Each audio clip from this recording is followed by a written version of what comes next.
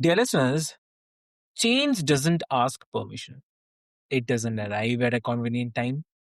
It doesn't care about the plans that you had already made or the life you thought you were building. It just arrives sometimes quietly, sometimes all at once, and suddenly you are standing in a version of your life that you don't or didn't choose. The question is never whether change will come.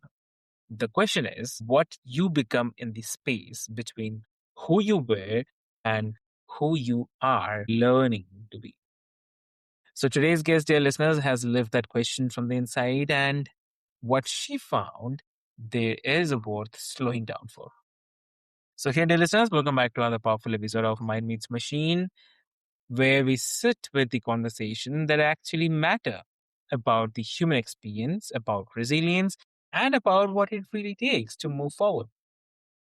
I'm your host, Avik, and I'm glad that all of you are here today. And my guest today is a keynote speaker, coach, author who became blind as a teenager and who has since built a life and a career around helping others navigate change with honesty, grit, and genuine gratitude. Thank So you. please I welcome my appreciate the guest, opportunity. Laura Breton. Welcome to the show. Amazing. Amazing. So Laura, I want to start something somewhere before we get into the details. Like when you think back to the period right after losing your sight as a teenager, not the lessons that you eventually found, not what it made you, but just that moment of being in it. So what do you most want people to understand about So my what that was first actually like? reaction thank you for the way you put that, to just to describe to people what that was like. It was complete denial. It was, and what I mean by that, let me give you practical examples. It was, oh, I'm not going blind. I'm just losing a little bit of vision. Or this is not going to be permanent. This will be all over and I'll have my vision back by the time I graduate from high school. So even though I didn't cognitively believe that, that was my only coping mechanism. And that denial didn't last long. And what did last for a very long time was the deep grief process. Because I was not only grieving my vision that I was going blind, I was grieving the quote normal teenage experience. So the opportunity to, you know, start driving, the opportunity to have a job that obviously included a lot of sight that you had to do with sight. So just those normal teenage independent marker, I was grieving that I wasn't able to do that. And the reason I'm so thankful that you asked that question is we often skip the pain part of the story and jump instantly to the ta-da, all rainbows and it was all good at the end. We jump and we don't talk about and don't focus on the pain. So thank you for asking that. And thank you for allowing me to speak on that Yeah. because that, again, when I was going through this experience, I didn't hear these stories of the pain point. It was, I had this horrible tragedy and then now Uh, I'm this great, successful person. They didn't share the middle. So I thought something was wrong with me. Correct. Yeah. So, like, you work with people navigating change, and your story is an extraordinary example of it. So, but I imagine when people first met you, they carry a particular assumption about how you must have responded to what happened. Like, there's a version of the story people expect. What's the misconception about navigating major life change that you find yourself Absolutely gently the correcting often? misconception that everyone gives me, regardless of age, race, like Uh, any category that you want to put, is they all assume I have some deeper yeah. human, superhuman level of strength. Where the reality is, if they were faced with the same situation, they would have to tap into that level of strength too. So people, again, the misconception is I have some supernatural superwoman power, right? That helped me to navigate through. The truth is, We all have it within us. It's just some of us have Yeah. to use it and some of us don't have to, depending on our life situation, our life circumstance. Yeah. So, like, and grit specifically, it's a word that gets used a lot, and sometimes in ways that feel like pressure rather than permission. So, what does grit So, actually mean to just as you? you said the word permission, I want to share a short interaction that I had with a mentor that gave me permission to have grit because that's exactly what I thought. Grit was pressure, pressure to get over it, swallow the pain, don't talk about the pain, don't show your feelings, just move on. The permission came in a conversation with a Yeah. mentor. So she was the academic advisor at the university where I was starting college. And we were having a meeting, having a session right before I started college about just the typical my schedule and books and everything involved. The end of the conversation, which had this had what she was getting ready to say had nothing to do with our previous conversation. She just said, Laura, I just want to tell you that it's okay to grieve the rest of your life. That you can grieve and you can move forward at the same time. I know you think you grieved through high school and you think that's over, and now the time starting college is the time to move forward. And she literally said permission. I want to give you permission to do both. That it's okay to grieve what you lost while also choosing to move forward. So she gave me permission to sit in the pain, to feel the pain, and then make that courageous choice to even move forward in the pain. Sure. Exactly. And like when you work with people who are navigating significant change, like loss, transition, the ground shifting under them. So, what do you see underneath the surface, like beyond the obvious disruption? So, what are the things people are actually grappling with that Fear. they often don't have words It's for? fear of the unknown, fear of the change, fear of the overwhelming situation. And again, I can say that from working with teenagers, people in their 30s, 60s, 80s. Any, again, is not like an age thing or a career. Again, it is not based on our labels. It's Yeah. fear. Fear of the unknown, fear of what the future will look like, fear of what the future will be like. So if I had to sum it up in one word, I would say fear. And identity sits at the center of so much of what change disrupts. Um, so when the role you played, the abilities you had, the future you imagined gets altered, what tends to happen to someone's senses of who they It are? strips us from who we thought we were. My identity was wrapped up, and this is what so many people tell me. My identity was wrapped up in my profession, or my identity was wrapped up in being a parent. And now my parent, my child has died, or their future doesn't look like I thought it was going to be. It's again, it circles back to that fear because we have our identity in one label, and that's who we think we are, and we're only worthy in that label. And so when we have change that causes us to move from when we had no longer had that identity, it's like, well, then who am I? Am I worth it? Do I have meaning? Do I have purpose? So that's when all the fear and all the questions come up of who am I if this sense of identity that I clung so tightly to has been taken away, has now changed. And also, like, I'm curious about the gratitude part, like, because it's a word that can land very differently depending on where someone is in their story. So, for someone in the early, raw stage of a major change, being told to be grateful can feel dismissive, almost insulting. And yet, you clearly carry genuine gratitude as a thought line. Um, I mean, sorry, as a through line in your work and your life. So, how do Thank those you two for things asking. Thank sit you for together? perfectly saying you said exactly what I was going to say, but gratitude feels dismissive. It feels like you don't understand the depth of my pain. So, no, I do not Uh, recommend gratitude at the Yeah. beginning. When someone comes to me with a major change, I don't introduce gratitude until much further down the path. We focus more on the grit, the validating the pain, the emotions, the change, the fear, and then still choosing to move forward. The gratitude comes in when we're at that point where we've made that decision. Yes, this is hard. Yes, this is overwhelming. And I will choose to move forward. And that's where the gratitude comes in. And what gratitude looks like is focusing on what we have that helps us navigate through the change, not being grateful for the change.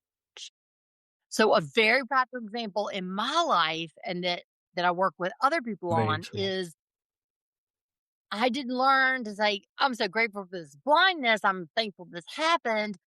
I, at the end of the day, say, okay, this is not what I choose, but this is reality. This is the situation. And I'm grateful to have a guide dog that Right. helps me navigate the world.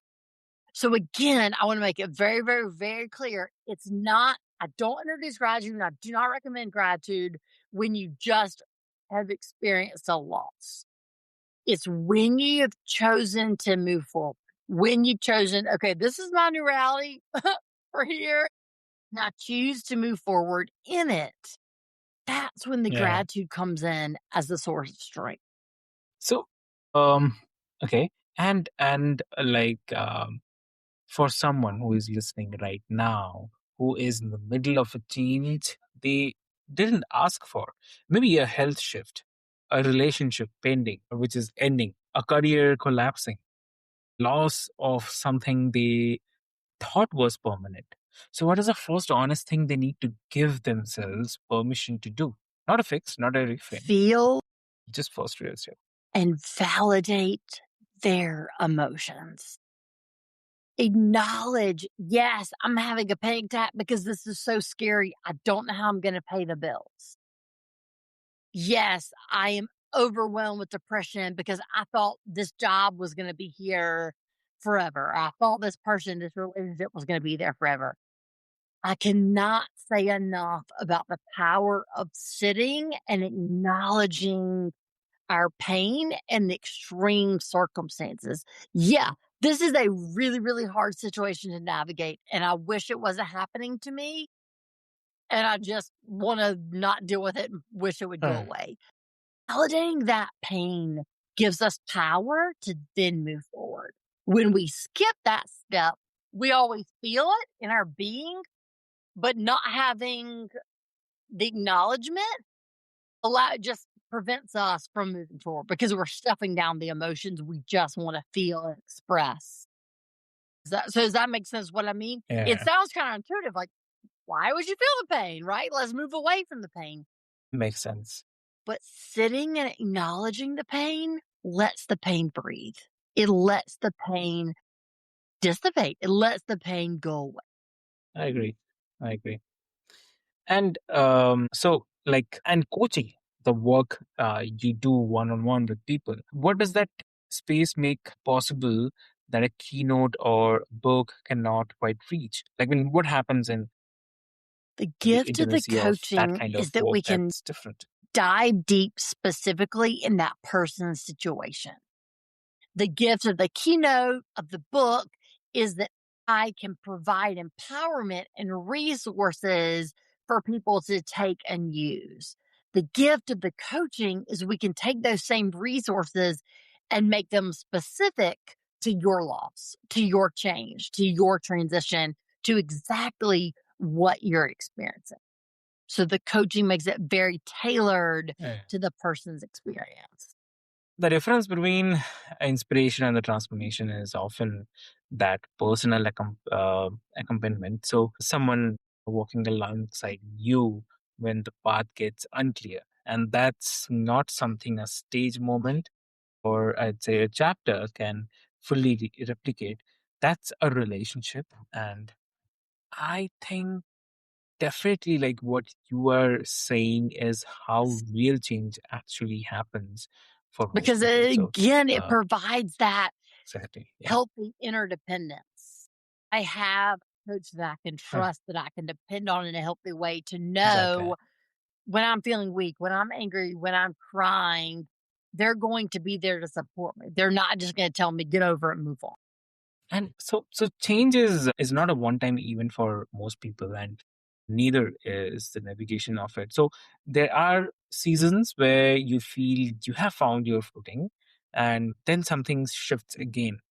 So for someone who has worked hard to adapt, to grow, to build something new, and then finds the ground moving again, how do you help them access what they have already built rather than What we starting over from the often scratch? forget, and me included, is to remember back to the hard situations, the hard change that we've been through, and remembering what resources helped us get through. We're still here, we survived. So, what strength, what healthy interdependence, what grace, what did we tap into that helped us move forward? Remembering those Uh, resources and using those resources again and again and again. And that's why, for me, the power of grit and the power of gratitude are two resources I use every single day. It's not just something I wrote a book about or that I speak about or coach with other people. I literally use these personally every single day because, as you said, life is always changing. It's always shifting right when we think we have our foundation. Oh, I've got this thing figured out, right? yeah, And then it changes. So, yeah, thank you for again yeah, saying that because that just reminds me and reminds all of us we can tap into those resources that we've used before. So we don't need to start over. exactly. And looking back across your own life, the teenager who lost her sight and the woman speaking to us right now, what is the thing that you most wish someone had said to you in that early and disorienting period? Like, what did you need to hear that no one It's quite okay managed to say? to grieve. When I had that person when I was starting college who gave permission to grieve, that was literally life changing. And I don't mean that as a cliche, I mean that very literal. If if someone had said that to me years before at the beginning of my vision loss, it's okay to grieve and grieving is not a weakness. That would have helped my healing so much. So just if I could give one gift to everyone Uh, listening, when you're going through a hard time and change and transition, let yourself grieve and know that that grieving is not a weakness. It's a part of the human experience. very true. Very true. Yeah. And I think that answer is probably exactly what someone listening today needed to hear too. There's something full circle in the fact that Yes. you are now the one Yes. saying it, right? So exactly. So yeah, yeah. And um Laura, like this is for the person who is right in the middle of something they don't know how to hold, who is exhausted by the gap between who they were and who they are being asked to become, right? So who is not sure that the other side of this is worth the walk. What I want to So what say do you to want to them, say and that? again, this is what I would have said to myself then when I was in that place. When you are so exhausted and you're hopeless and you don't know, am I going to make it through? Am I going to make it to the other side or make Yeah. it through this change or loss? That's the time to depend on your support system. And that support system can be a friend, a family member, it can be nature, it can be the gift of the sunshine, it can be music, it can be art, it can be reading. Find something outside of yourself to trust in, to lean on when you are so exhausted that you don't think you can keep going. And also like if you have to give one message to Can you all the repeat that listeners question? today, what that so if you have to give one message to all the listeners, Remember what and that would be? know that in the midst of change, in the midst of loss, in the midst of transition, you in your humanity are enough. It's not When I get through this change, then I'm enough. When I get through the transition, the loss, then I'm going to be worthy to other people. It's not when, or it's not I used to be. It's right now who you are today in this moment. That is enough. Yep. Amazing. Amazing. Um, so My if someone wants to website, connect with you, what will be the best laurabratton.com, medium has to connect? all the resources on connecting, the speaking, combine my words, speaking, coaching, the book, connecting on LinkedIn, emailing me. It's all there. And please, please definitely reach out. Amazing. So yes, dear listeners, please reach out to Laura, and I'll put all the links and the details into the show notes for easy reference. And um, I have to say that that's the wrap of today's episode on Mind Meets Machine. But if this conversation landed somewhere in you, let it.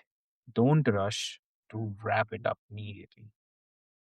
Change really is the need, and that's okay. So a lot of details are will be there in the show notes. And if someone in your life is navigating something hard right now, this episode might be exactly what they needed to hear today. So with this hope, this is your host Avik, and this is Mind Mates Machine. Whatever change you are carrying, you don't have to carry it perfectly. You just have to keep going. So take care of yourself, and we'll see you soon in the next time. Thank you so much.